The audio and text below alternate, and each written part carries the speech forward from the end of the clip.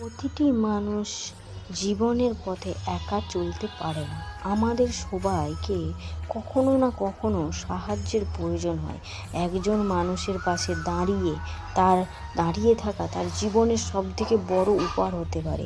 কিন্তু আমাদের চারপাশে অনেক মানুষ রয়েছে, কিন্তু এমন একজন মানুষ খুঁজে পাওয়া খুব কঠিন, যে আপনার বিপদে আপনার পাশে দাঁড়াবে, আপনার হাতটা শক্ত করে ধরে বলবে যে না, কিচ্ছু হবে না।